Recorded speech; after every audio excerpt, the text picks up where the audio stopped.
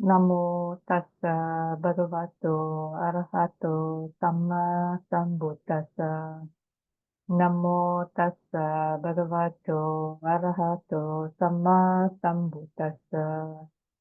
Namo tassa bhagavato arahato samma sambuddhassa. Sadhu, sadhu, sadhu. Okay, so for today's session, we will do a reading from a book called the Nevermind Game, a fun path to a suffering-free life, by Sasana Dipika Venerable Khanti Khemaji. So those of us who know would refer to us sometimes as Sister Khema or Mataji.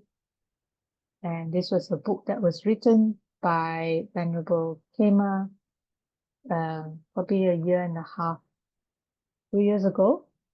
We got some printed copies being distributed, and this is the PDF copy, which is also, this PDF copy is also available on the Dhammasukha websites. So for today's session, we will do a bit of a reading, first from the preface, as a little bit of an introduction, before we go into chapter 1.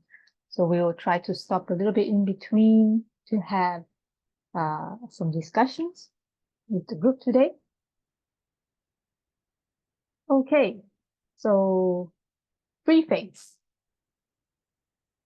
This book is created as an alternative personal management game to help you change feelings of aversion, aggression, depression, doubt, fear, habitual reactions, or restlessness into more uplifting mind states of patience, forgiveness, compassion, joy, and equanimity. It has been created to be a personal best game to show you how to regain balance in your life with a smile. Although many people would like to lighten up, most people don't know where to begin. Unforeseen circumstances like the COVID-19 pandemic can make you feel suddenly powerless. The good news is that the Nevermind Game can help you regain clarity. Perhaps it is best to start out by learning about how suffering and stress work in a human being. It all starts in the mind. If you don't know how mind works, even though you might want to change, your desire could lead to more frustration, stress, anxiety, anger, and even chronic states of depression. But once you uncover how mind works, it gets easier to find relief. Anger melts into curiosity, and your smile reappears. Life begins to be more fun. Oh, sorry, someone posted a comment. That's okay. Hey, so now I'm going to try to, in the spirit of how Sister Khema used to do these question and answers. I'm going to try my best to follow the style. So Q is the person asking the question. Q says, fun? Why turn it into a game instead of a formal practice? So Venerable Khema's answer is, my question is, why not? And Q says, can I come along for the exploration? And Venerable Khema's answer is, sure, Q. Good to have you along to question me. I often get a few smiles when I say life can be fun. For such a long time, people have thought of their conventional life as being something on one side, and any mind development activity, such as meditation, as belonging to a more serious side, disconnected from the ordinary flow of life. But if we consider the idealistic goal people often have of waking up in their minds and changing the world, it doesn't seem to have worked. So now Q asks the next. Actually, it's a comment by Q. I know what you mean. It can look very bleak out there in the world, particularly right now. So Venerable Khema's reply is, this is not because meditation can't make a difference. In fact, both life and meditation need to get reconnected. So Q says, I always wondered why they seem disconnected. Venerable Khema replies, in the book my teacher wrote called Life is Meditation, Meditation is Life, he introduced the idea that this was not what was going on in the time of the Buddha. Actually, things get a lot easier when we intertwine life with meditation. Then meditation becomes life. And Q says, that's a great idea. We seem to learn best when we like what we are doing, and even more so when we figure out it makes life easier. Venerable Khema's reply is, exactly. The world is so serious these days. Lightening up a bit seems like a good idea. And the meditation he teaches is so adaptable to life. It lightens up everything around us. The Nevermind Game is like that too. It certainly made me smile. Try it for yourself and see the results. Q says, sounds fascinating. I'm ready to learn this game. And Venerable Khema says, you made a wise choice, Q. Come right along. And so at the end of this preface, Venerable Khema replies with an advice, have fun with this book. It should be small enough to keep with you anywhere you go. I hope you enjoy reading it and sharing it with your friends. Metta and smiles, Venerable Khanti Khemaji. So I'm just gonna briefly pause here for a sec, just to invite anyone who might want to comment just on the preface. that we just read. Whether based on the preface,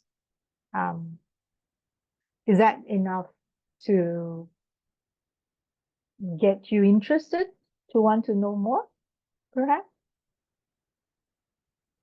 Or does anyone have any questions or comments about what the book's contents might be before we jump into chapter 1 reading?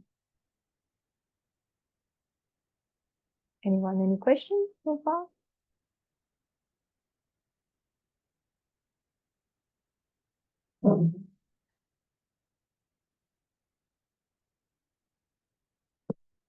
No questions? Okay. Then let's go on to chapter 1. So I hope everyone can still see my screen. Okay, and please feel free to ask questions at any time, even halfway through the reading. Okay. So chapter 1. Introduction. Right. So the Nevermind Game is a unique mind training tool. Is a unique mind training tool for a compact, convenient, and effective meditation you can do anywhere, anytime. It's all about change. The Nevermind Game lightens up your mind the moment you begin to change your perspective. Gradually, you will change the way you view what's happening each day by taking your experience a little less personally. When you do this, you begin to see more essentially what is really happening, and you will immediately feel lighter. Step by step, you are purifying and retraining your mind to lean in a more positive direction. Okay, so now we have Q coming in again, asking question to the teacher. This sounds very promising. Where do I have to go to find a teacher? And Venerable Khema's reply is, that's just it. You can start doing this by being your own teacher. This is your own private game. You don't have to have a teacher to learn this one or compete with anyone to win this game. You teach yourself the basics about how mind works, and you continue the game day by day through all your activities. When you play this game, you keep track of your own personal best progress on a weekly scorecard. And now Q has a comment and says, this is something useful to do when people can't get out of their homes. So just a little comment here when Mr. Khema was writing this book, that was really when there was a lot of lockdowns happening during the COVID-19 pandemic. So that was the setting behind this part of the book. Okay, so Venerable Khema's reply here is exactly. Right now, our world seems to have gone crazy.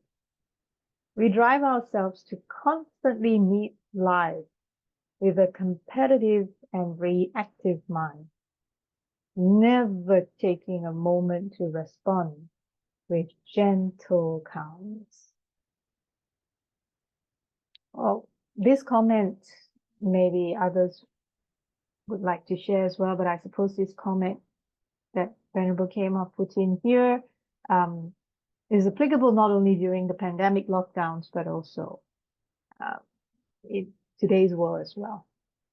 Constantly having this competitive and reactive mind. Q has a question. I know.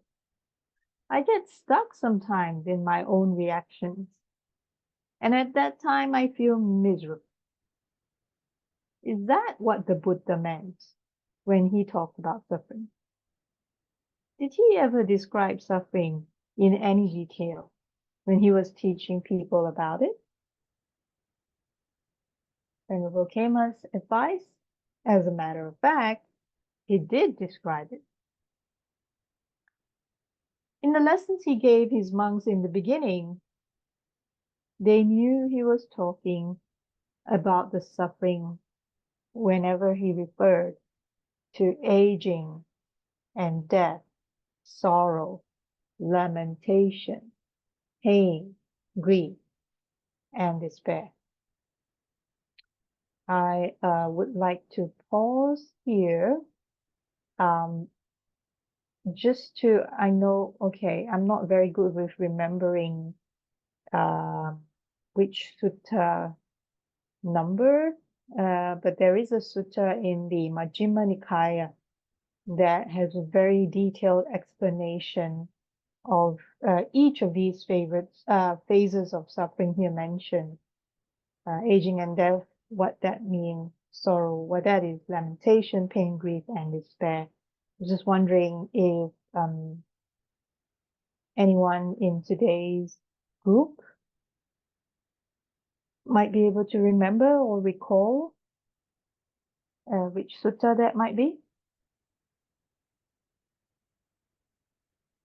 This is not one of my fortes, unfortunately, remembering which sutta it is. But if anyone is interested, drop me a line and then I can look it up later. But there's definitely one in the text, Majjhima Nikaya, that explains, that the Buddha explained in detail what is meant by aging and death. What is sorrow? What is lamentation? What is pain? What is grief? What is despair? So it's very clearly outlined there, in case anyone's interested.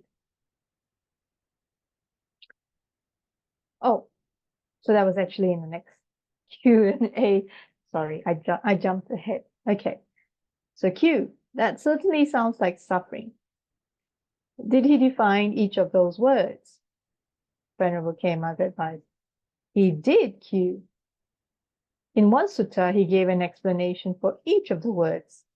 That means a kind of suffering that we can relate to even today. Would you like to hear this explanation?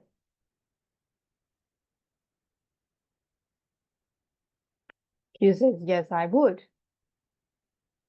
I'm not sure if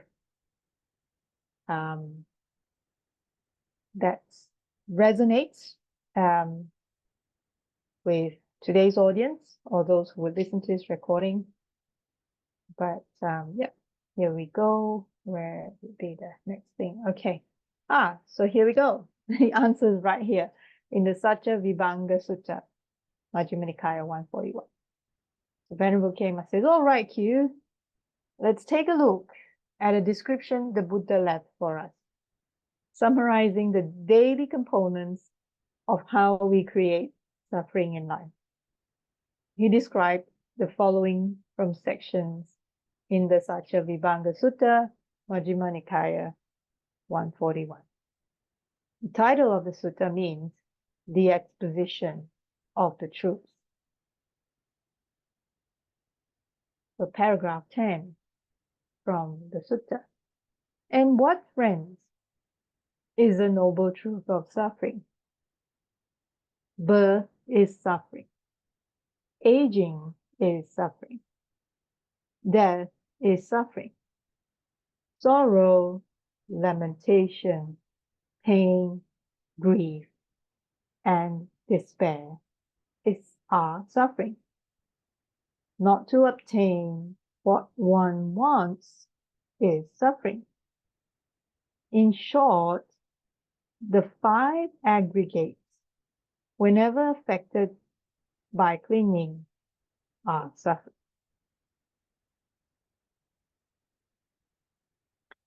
Okay, so then we skip to paragraph 14. And what, friends, is sorrow? The sorrowing, sorrowfulness, inner sorrow, inner sorriness of one who has encountered some misfortune or is affected by some painful state. This is called sorrow. So sorrow here would fall into mental kind of suffering in this case. Being sorry for oneself, or feeling sorry for oneself, I guess, the inner sorriness when we encounter some kind of, bad things happen to us, or we are affected by something bad that has happened. So that's what's called sorrow. And what, friends, is lamentation? The wail and lament, wailing and lamenting, bewailing and lamentation of one who has encountered some misfortune or is affected by some painful state. That is called lamentation. So excuse me just a minute, because I'm still recovering from a sore throat. I'm just gonna have to pop in a lozenge so that I can continue. Yeah, so here again, lamentation is a mental form of suffering here. And what, friends, is pain? Bodily pain, bodily discomfort, painful, uncomfortable feeling born of bodily contact. This is called pain. So pain, very simply, is the physical pain that we experience, or physical discomfort in the body. It's simply that. And what, friends, is grief?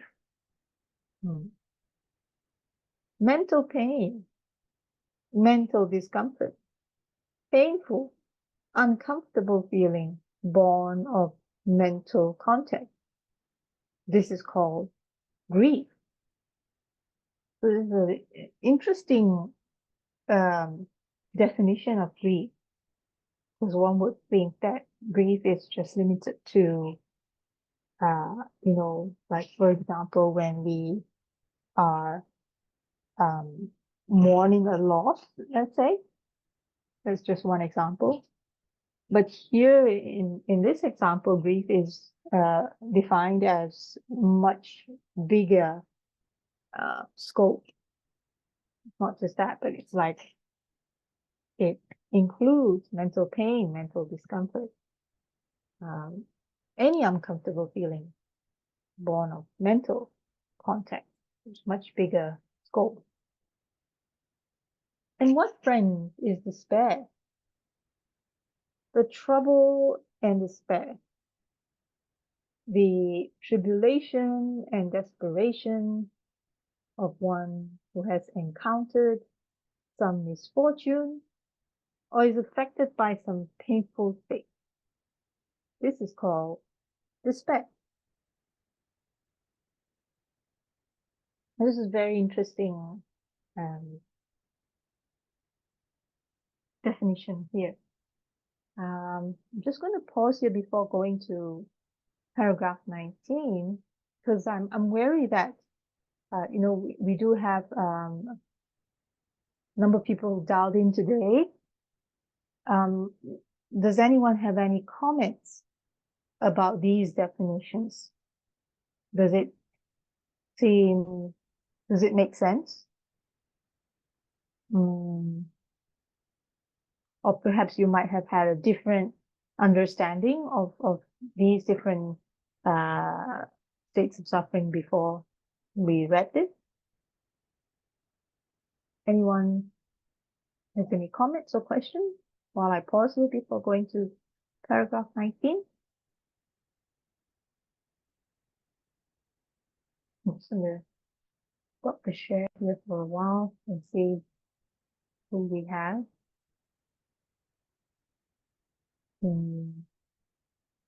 Mrs. Sindhu, not sure if you're online or perhaps, I hope you don't mind, Paul, I'll pick on you. Because English is your native language. I'm just wondering, out of curiosity, whether those definitions does seem to jive.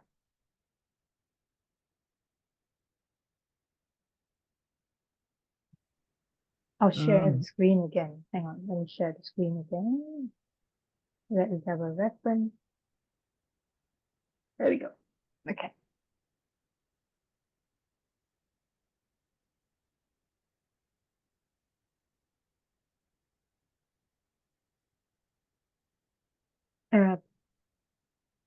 Sorry, Paul, I think I might have interrupted you there. You were about to say something.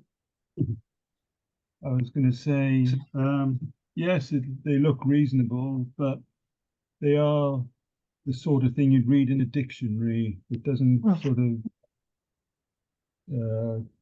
explain on a, how can I say, an easy to understand. It's very dictionary-like, shall we say. Yeah.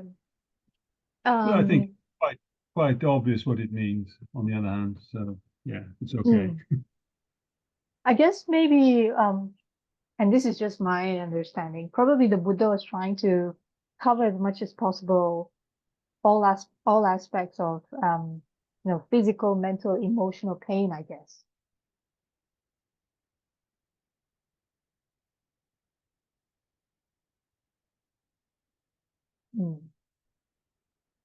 But yeah, it's quite difficult, right? Sometimes. I suppose the easiest thing is when it's something that generally we don't like, I guess. When we talk about the I like it, I don't like it state of mind, generally this would be associated with the I don't like it state of mind. These phases, I guess. I could be wrong. There could be some people who are attached to pain and like it for some reason. That is possible too. Okay, let's keep going. Paragraph 19. And what friend is not to personally obtain what one wants is suffering. To be subject to birth, there comes the wish. Oh, that we were not subject to birth, that birth would not come to us. But this is not to be obtained by wishing, and not to obtain what one wants, is suffering. To being subject to aging, there comes the wish, oh, that we were not subject to aging, that aging would not come to us. But this is not to be obtained by wishing, and not to obtain what one wants is suffering. So occasionally in some of the previous talks we had, Bhante Dhammagavesi mentioned a couple of times where he read some articles about people spending, I don't know, lots of money trying to figure out ways to replace their cells or their blood or something like that through blood transfusion in order to prevent aging from happening. So that would be a quite a drastic example of someone who would be like, oh, we don't want to age. We don't want to be subject to aging. So that would be an example of that. So let's continue. To being subject to sickness, there comes the wish, oh, that we were not subject to sickness, that sickness would not come to us. But this is not to be obtained by wishing, and not to obtain what one wants is suffering. So this one is easy, I guess, to understand to every one of us, whether it's during the pandemic or at other times, whenever we get sick, either just a common cold or some major form of illness, we'll be like, oh, I don't want to be sick. Why am I getting sick? No, I cannot be sick. So we are no different from this sentence here that says, oh, that we were not subject to sickness, that sickness would not come to us. So that's precisely what it means. To being subject to death, there comes the wish, oh, that we were not subject to death, that death would not come to us. But this is not to be obtained by wishing, and not to obtain what one wants is suffering. So here, till today, in some cultures, at least I know, the topic of death is a conversation to be avoided at all costs. So it is almost taboo, considered taboo, to even bring up the topic of death in conversation. Still, in some cultures and some societies, and so that is, in a way, an aversion, and also quite akin to here saying that, oh, we don't want to talk about death, probably slightly different, I guess. It's not that they don't acknowledge the fact that we are subject to death, but it's rather like, let's not talk about it. Where was I? To being subject to sorrow, lamentation, pain, grief, and despair, there comes the wish, oh, that we were not subject to sorrow, lamentation, pain, grief, and despair. That sorrow, lamentation, pain, grief, and despair would not come to us. But this is not to be obtained by wishing, and not to obtain what one wants. It's something. So if we think about it, well, I'm not sure if anyone else wishes to comment here, but this is almost like, if we're not mindful, this probably comes up almost every day.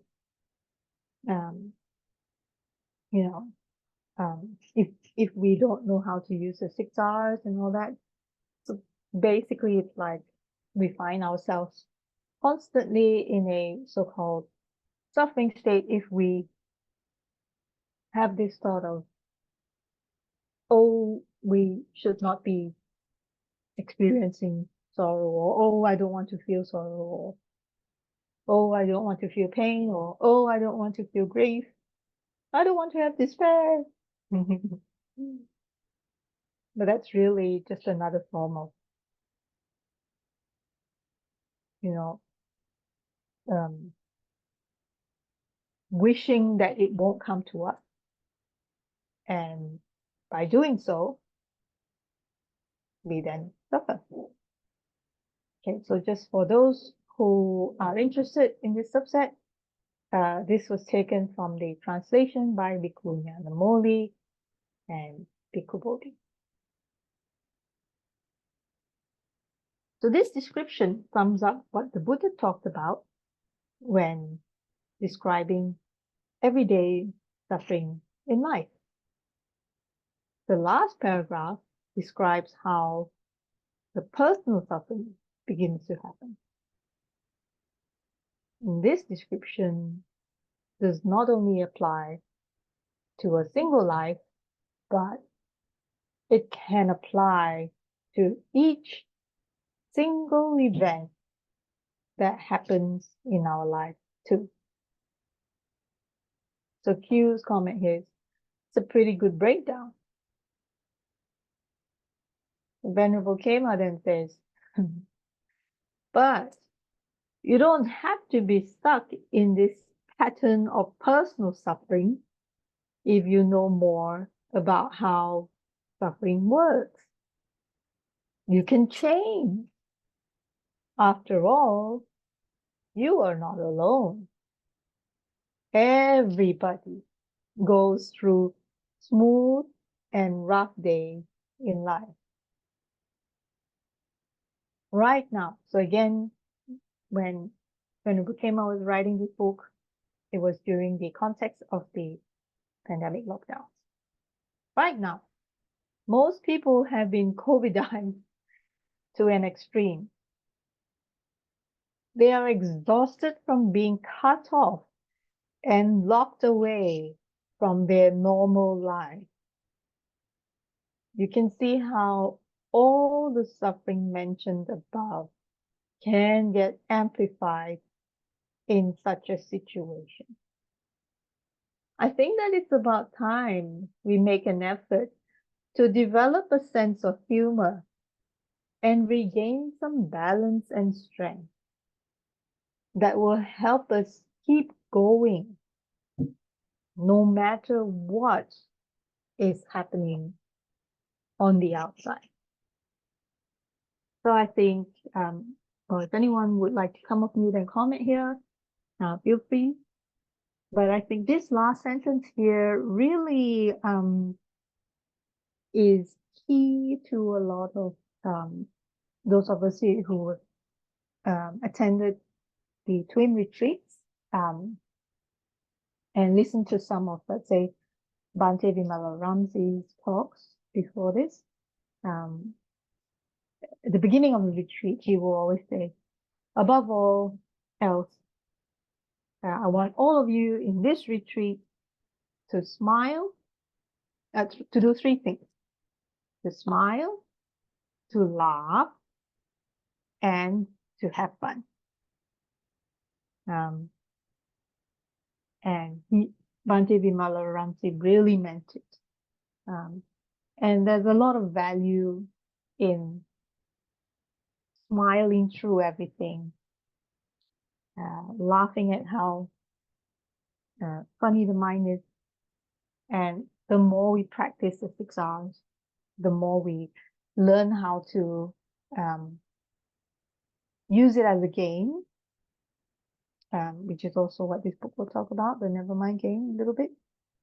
See, in fact, I remembered a couple of times Bhante Vimalaramsi mentioned, those of you who might remember, Bhante used to say, all of life is a game. All of life is a game. So I'm just going to slightly continue to finish up chapter 1 here. The Q comments. I agree with you. And Venerable Khema then says, I found that simply deciding to say, never mind, the moment any situation grabs us, emotionally or mentally, can make us feel lighter immediately. So just the act of whatever situation catches us, puts, all of a sudden our body tenses up, mind, starts to go in like a almost flight or fight situation. If we can just remember to say, never mind. And I used to, recall Sister Khema in the sessions, she would pick up just an object in front of her, and just drop the object by opening her palm. And literally, what she was trying to say is literally just release it like that and just never mind.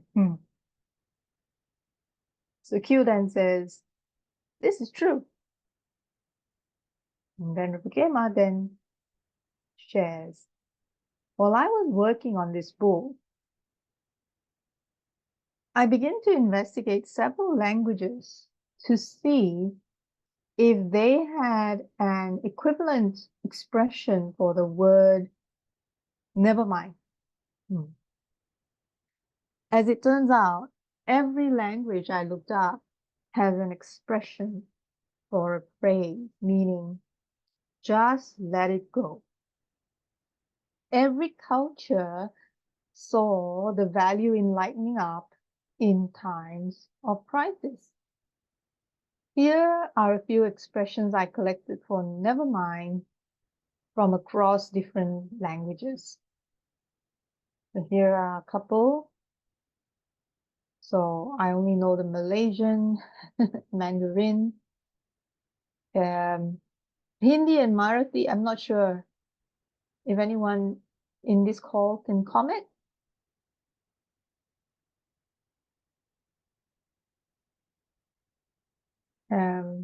Chinese, yes. French, everyone knows, c'est la vie. Yeah. So you may have your own version in your own language as well. Oh, just a little bit more here. At first, despite these expressions, most of us have developed habits that still insist on holding tight to whatever is happening. About 85% of our life, that's a lot actually, 85%. About 85% of our life, we surrender to knee-jerk reactions until anxiety and stress show up at our door, causing extended suffering. This can be very disturbing, but we don't have to undergo such suffering. Now Q gets curious. Why not? Venerable Khema then says, in the moment when we decide to retrain our brain to say, never mind, we suddenly remember to let go and immediately feel less rising tension inside ourselves. Okay, this is a very interesting sentence, so I will repeat. In the moment when we decide to retrain our brain to say, never mind, we suddenly remember to let go and immediately feel less rising tension inside ourselves. So there are a couple of key words here. Retrain our brain. So what we're doing with the 6 R's, or in this case, never mind, never mind. We are retraining our brain. Now, we all know that the brain or the mind can only do one thing at any one time. So here, what we're really trying to do is we're just retraining our brain to remember that whenever we experience the tension and tightness arising, we just say, never mind. And when we say that to our brain, we train ourselves that way because it can only do one thing at a time. Automatically, we will remember to let go. And as a result, we'll feel less rising tension. So the key thing I just thought to highlight these few key words is because craving, as we know, manifests as tension and tightness in the mind and the body. So here, this is just, in a way, another way of saying zigzag, but a quicker way, in a sense, a way that anyone of any age and any culture, I believe is what Venerable Bhante was trying to say, anyone of any age, of any culture, can easily practice and easily relate to. So those of us who have listened to talks by Bhante Vimalaramsi and Khema, and even earlier in the preface, we read about how Bhante Vimalaramsi had written the book, Life is Meditation, Meditation is Life. Really, the more people can realize that or use this technique of just never mind, whenever tension and tightness arise, immediately, basically 6 hour in action or right effort. Okay, let's continue the rest of this paragraph. By deciding to let something go and relaxing our head a little, we feel uplifted. And as we smile, the whole world starts smiling with us. Our smiles send out energy and they become contagious. We may even find ourselves unconsciously sharing our smiles with others along the way. Then suddenly we notice that in turn, they are spreading their smiles to others too. That's when magic starts to happen.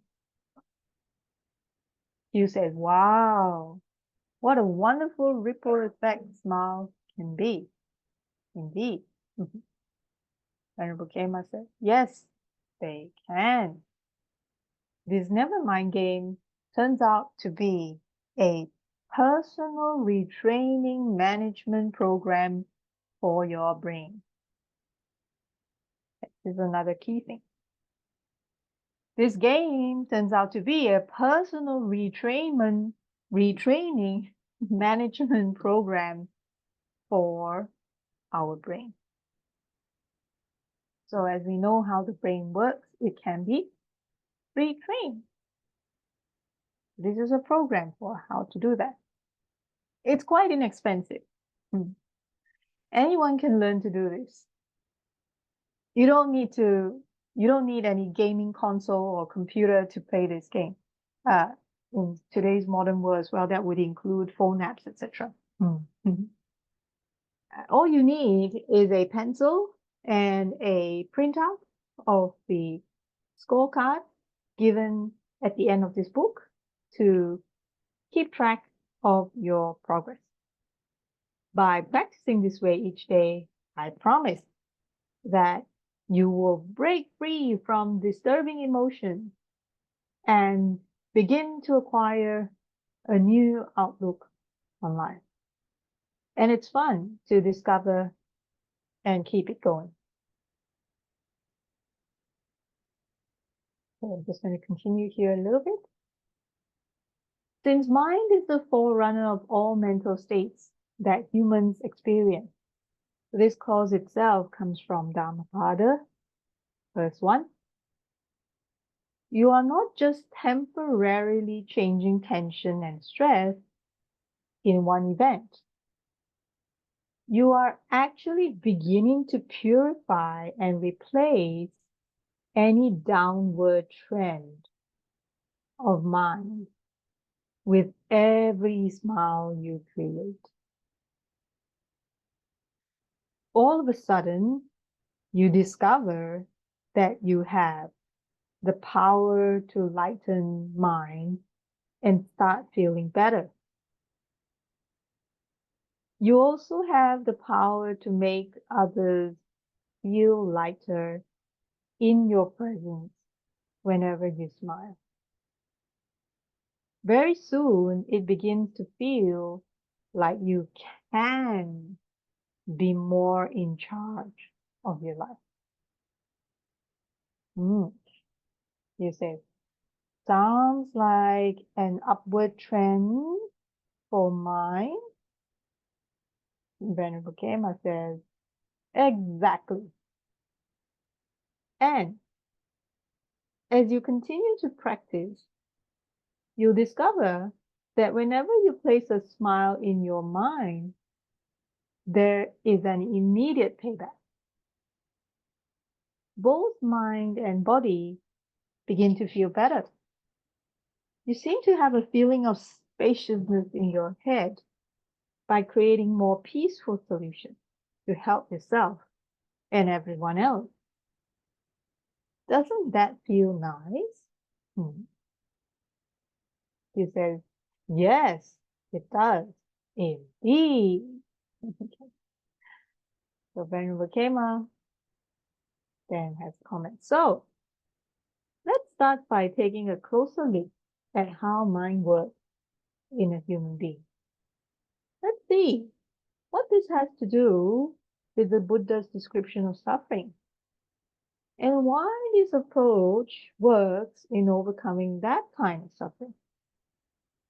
In as little as a week's time, well, that's revolutionary, in as little as a week's time, because some of us, like, well, we've been trying how to figure things out for like umpteen years. So in as little as a week's time, you can feel a real difference in how you see the world by changing how you understand and manage suffering as you keep this practice going all the time. So again, the key words here,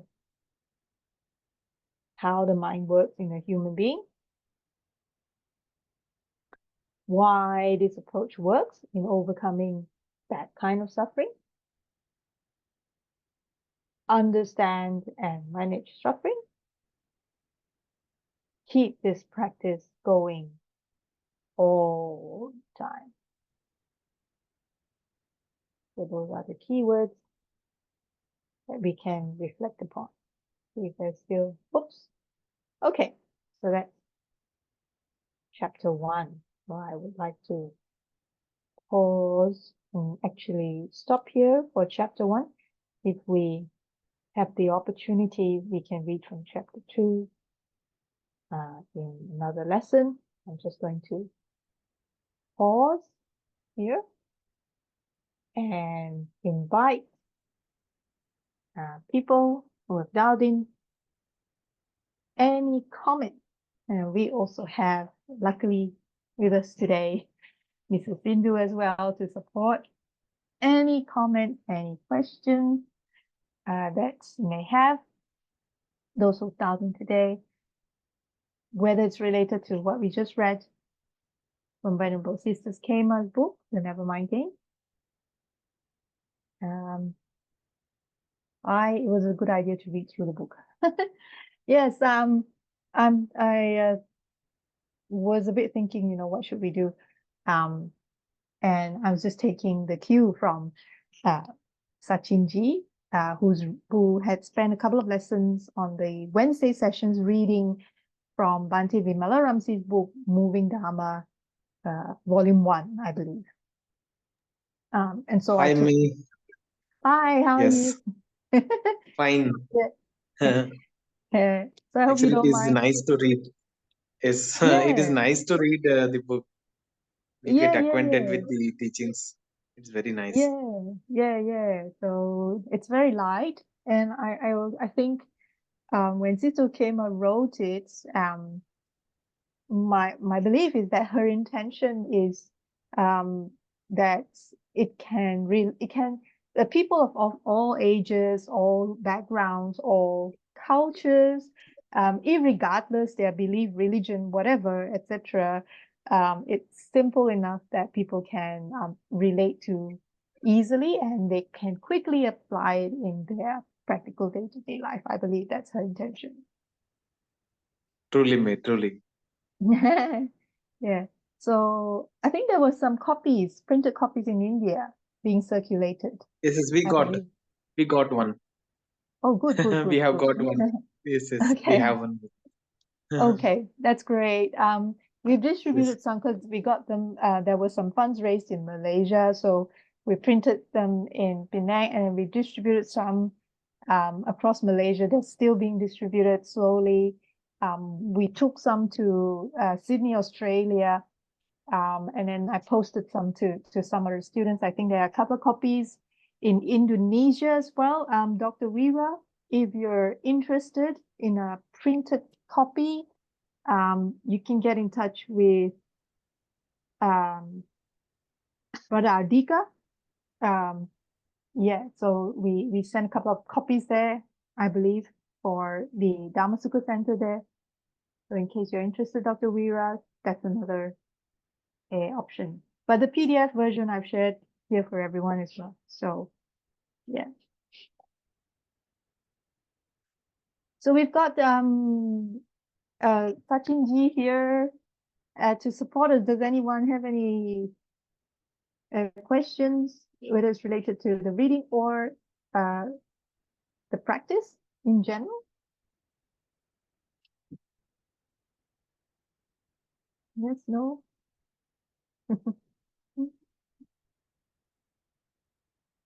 Are you running another retreat? Brother Sachin Ji, are you running another retreat with yes.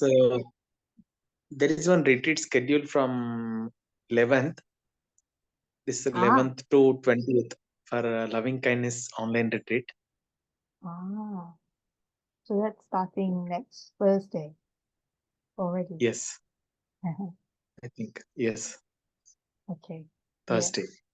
Thursday. Great, great. So if anyone wants to sign up for that, are there still spaces or it's fully taken up? There are spaces available. Ah, Anyone okay. interested can register. We are Mm-hmm. happy to guide the students. Sadhu, sadhu, sadhu. And recently, May, actually, we went to myself, Sindhu, and baby Sachi. We went to nearby engineering college. And we have taken a session on life, a way of life through loving kindness meditation. We have explained Ah, about the teaching of 6 hours to students. ah. And we have emphasized on basic precepts, morality. Mm. They listened it, Ah. and Sindhu made them for meditation for 5 minutes without moving. Mm. Just they Ah, got some acquaintance of meditation. oh, wonderful. That's great. Yes, So yes, hopefully they will that can um um arouse some little bit of curiosity in some of them, that they, either go onto Dhammasukha website or YouTube channel and watch the yes, videos, or better still, sign up for online retreat, hopefully. yes.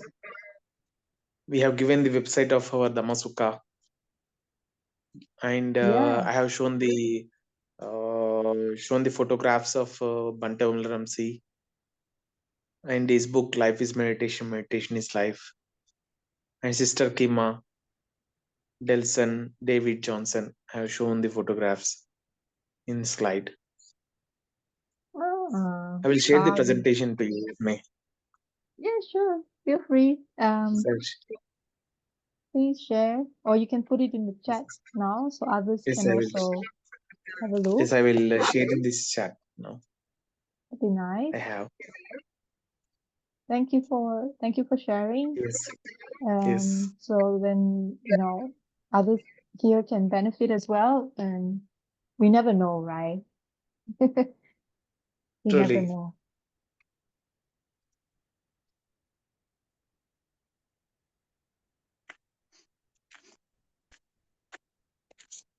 So while we wait for that, does anyone else have any comments today?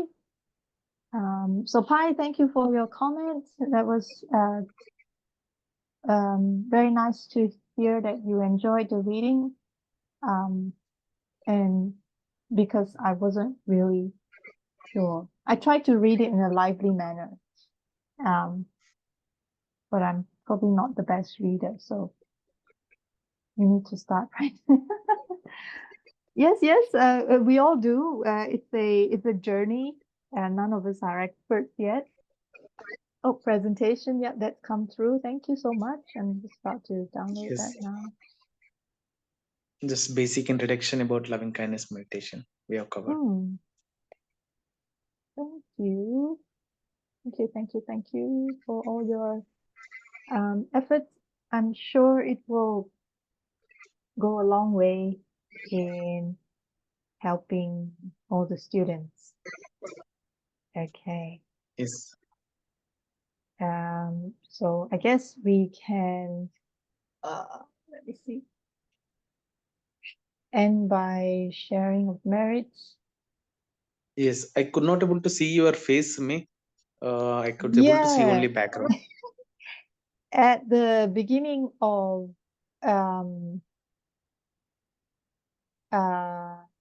this session, I had a weird technical issue. Oh, okay, fine.